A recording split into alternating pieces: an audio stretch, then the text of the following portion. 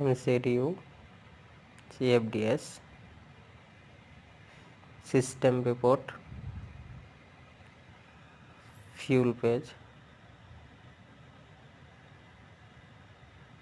input parameter,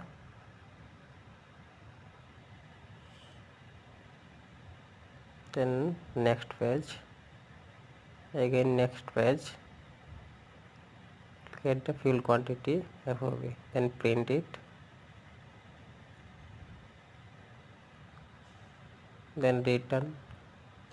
normal return, again MCDU, data, then aircraft status, and see the print page.